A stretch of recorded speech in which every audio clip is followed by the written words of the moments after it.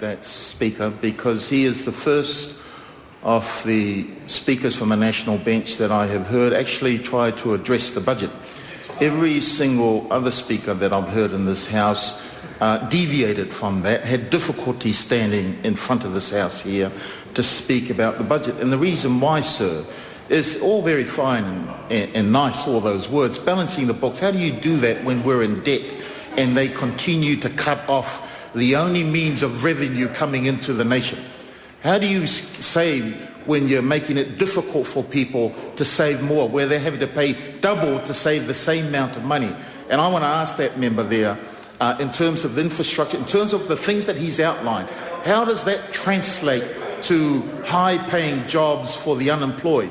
How does that translate for lower food prices? How does that translate for lower power prices? How does that translate, sir, to reduce poverty that we are now seeing worsening than ever before under this government here? They have struggled, sir, in the past few days to defend their budget because, in the words of Dr. Peter Sharples the other night, he said it's a black budget. Others have said it's an indefensible budget.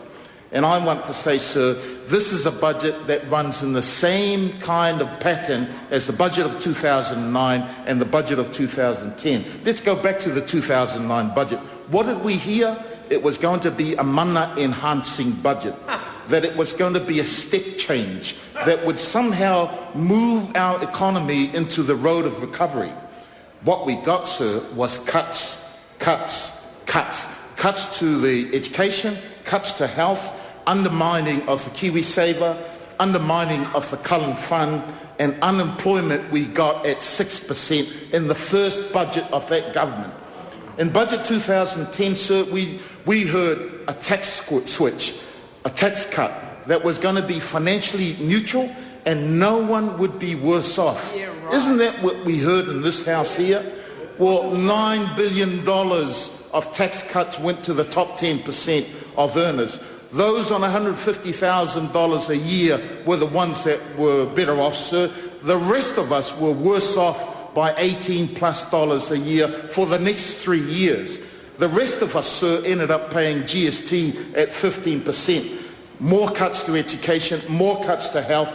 Public sector lost jobs of 2,000 people, and the rate of employment went up from 6% in 2009 to 7% in 2010. We heard today, sir, the Prime Minister, John Key, say to us that it is the private sector that creates jobs, and the government's role is to facilitate that. We totally agree. The private sector should create jobs. It has a role to play in creating jobs. The government has a role to create jobs. But when my colleague Jacinda Ardern asked which of the many initiatives that they've been prancing about promoting will it create the 177,000 jobs that they're saying they're going to create, Mr. Key could not answer that simple question, sir. He couldn't answer it. Why? Because in theory it all sounds nice, sir, that you give money to the big business, you give money to the private sector, and that they will then reinvest it back into the economy and jobs will be created. Well, sir, have they been able to do that? I ask the public, have this government been able to do that? No, they haven't, sir. So let's look at what we can measure on their performance since they've come into power. If we look at jobs, just jobs, sir, that have been created, the last time the National Party were in government was in the 1990s. Sir, in 1991, under a national government, we had the highest unemployment rate in the history of New Zealand at 11.2% under a national government. In December of 2007, sir, under a Labour government, we had the lowest unemployment rate at 3.5%. When we left office, sir, that's where the rate of employment was, 3.5%. 2009, after their first budget, 6% unemployment. How much? 6% unemployment. 2010, 7% unemployment. 2011, sir, unemployment still remains hovering at almost 7%. That's their record, sir, and you can measure that. And so 271,000 people without jobs is what we've got under this government so far, and it continues to climb. They don't even have a plan for full employment. They predict, sir, according to their measures, that we will continue to have unemployment up to the year 2025 at 4%. So that's why I ask, how does this budget translate in creating real, sustainable jobs, high-earning jobs? It doesn't, sir. It doesn't. Not only do we have high unemployment under this government, but we've also got a debt. Now, we take that seriously. Why do we take it seriously? Because under Labour, we brought down government debt to zero. In fact, it was a surplus at 7.6% to GDP. Today, sir, under the John Key government, we now have a debt that is projected to reach $16 billion in a matter of weeks. $16 billion in a matter of weeks. We're paying this debt at $380 million per week, according to them. So those are their figures. But despite the efforts of this government to point to Christchurch and the rebuilding of Christchurch as if somehow this is to blame for this debt, the debt for the rebuilding of Christchurch is only 10%, sir. So now we know that Bill English has borrowed $100 million extra that didn't bother to let everybody else know about it, sir. $100 million extra a week that's not needed right now. So not only do we have a huge red hole created by English and Key, created this debt, but this government has cut significant funds in this budget, again from KiwiSaver, again from Working for Families, education and health. So we're not only borrowing billions of dollars, we've cut off our source of revenue generation, we're also cutting out millions of dollars in core fundamental things which this country really needs. So we're in a red hole.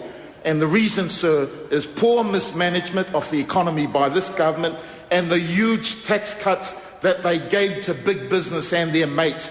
And not a single job has been created if you look at those figures of unemployment doubling since they have come into power.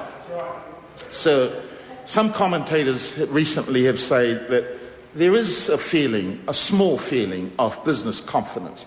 But they also say, sir, that despite that confidence, this confidence has not translated to major investment that they keep saying that would come, to job creation that they keep saying would come. Well, business should feel somewhat confident. We've put in money, taxpayers' money, to fail financial companies, even shorter AMI for $500 million. But none of that work, sir, has translated into investment into this country and job creation. Instead, what we're seeing is business are putting their prices up, and they took that lead from when this government raised GST to 15%. Food, school uniforms, electricity, early childhood education, petrol, the cost of living is rising faster than wages. And since 2009, prices have gone up by more than 6%. Since 2008, sir, a cup of milk has gone up by more than 20%. Power prices are up by more than 10%. And wages have only increased by 1.9%. I want to finish off, sir, by saying on Monday, on Sunday, sir, when the community of Auckland gathered to celebrate the 49th anniversary of Samoa becoming independent, the Reverend Tanielu Mamea used a saying when he said to the leaders that were there, if I were to translate that, sir, he says that the villages and families are fed with water that flow from the mountains. If I were to say that the mountains are this government here, or the leadership of our nation, and the water is this budget, I have to say, sir, when the water flows from the leadership and it's nice and clean, the families, nations, communities are happy, healthy. But when the water flows and it's dirty and murky, and the children have to drink that kind of water or bathe in that kind of water, sir, what you can expect to see is many communities and many families being sick. And at the end of this winter, that is the gift of this government in their budget 2011. a lot of sick and poor families. Try to interrupt the honourable member. His time has expired. Call.